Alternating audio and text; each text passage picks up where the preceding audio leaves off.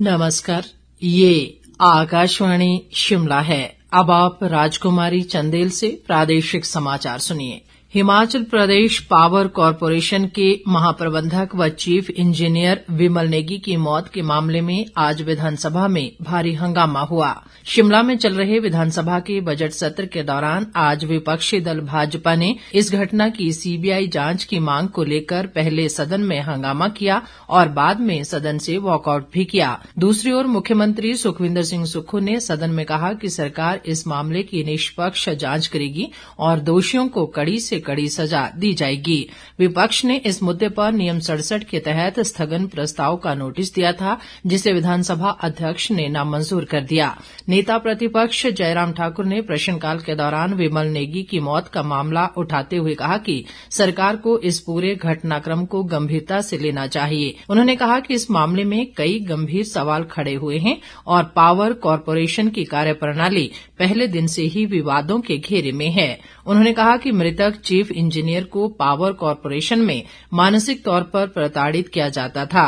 विपक्ष द्वारा ये मुद्दा उठाए जाने पर मुख्यमंत्री सुखविंदर सिंह सुक्खू ने कहा कि सरकार ने इस मामले को गंभीरता से लिया है और उचित कार्रवाई की है।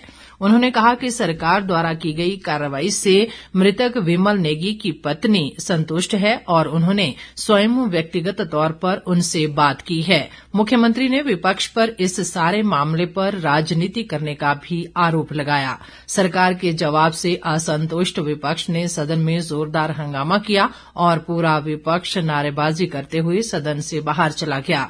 इससे पहले विधानसभा अध्यक्ष कुलदीप सिंह पठानिया ने व्यवस्था देते हुए कहा कि उन्हें विमल नेगी की मौत के मामले में भाजपा के जयराम ठाकुर, डॉक्टर जनकराज, रणधीर शर्मा, विपिन सिंह परमार और अन्यों की ओर से नियम 67 के तहत स्थगन प्रस्ताव आज ही प्राप्त हुआ है। विधानसभा अध्यक्ष ने कहा कि सरकार ने इस मामले में पहले ही अपेक्षित कार्रवाई कर दी है। ऐसे में इस मामले को नियम 67 के तहत उठाने का अब कोई औचित्य नहीं है। वॉकआउट के बाद नेता प्रतिपक्ष जयराम ठाकुर ने पत्रकारों से बातचीत में कहा कि विमल नेगी की मौत पर कई सारे सवाल हैं, इसलिए विपक्ष ने सदन में काम रोको प्रस्ताव लाया, लेकिन मुख्यमंत्री ने इस विषय पर कुछ भी कहने से मना कर दिया। उन्होंने कहा कि एफआईआर में एक ही अधिकारी का नाम है, जबकि दूसरे अधिकारी को बचाने के लिए केवल पोस्ट का नाम ही एफआईआर में है।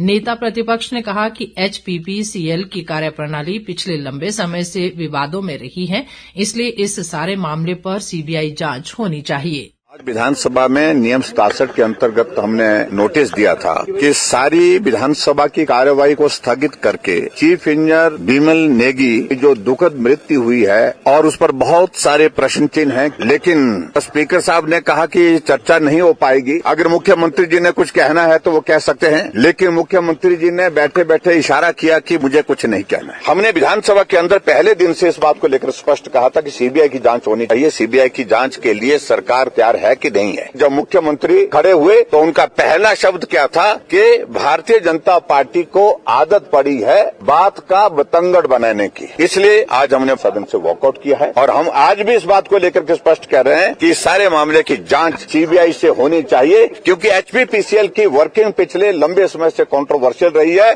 स्वास्थ्य मंत्री कर्नल धनीराम शांडिल ने कहा है कि 200 डॉक्टरों के पदों को भरने की प्रक्रिया जारी है और डॉक्टरों के पदों को भरने के लिए 16 मार्च को परीक्षा आयोजित की गई है। विधानसभा में आज प्रश्नकाल के दौरान विधायक संजय अवस्थी के सवाल के जवाब में स्वास्थ्य मंत्री ने ये बात कही। विधायक चंद्रशेखर के सवाल के जवाब में बागवानी मंत्री जगत सिंह नेगी ने कहा कि एचपी शिवा परियोजना की कुल लागत 1292 करोड़ रुपए है, जिसका 80% वित्त पोषण एशियन विकास बैंक द्वारा, जबकि शेष 20% प्रदेश सरकार द्वारा वहन किया जाता है। उन्होंने कहा कि इस परियोजना की अवधि जून 2028 तक निर्धारित की है और इसका कार्यान्वयन बागवानी विभाग व जल शक्ति विभाग द्वारा किया जा रहा है। जगत सिंह नेगी ने कहा कि वर्तमान में परियोजना के तहत कुल 165 करोड़ 76 लाख रुपए खर्च किए गए हैं। उन्होंने कहा कि ऋण समझौते के अनुसार खर्च की गई कुल राशि में से 147 करोड़ 54 लाख रुपए की धनराशि एशियाई विकास बैंक से प्राप्त कर ली गई है।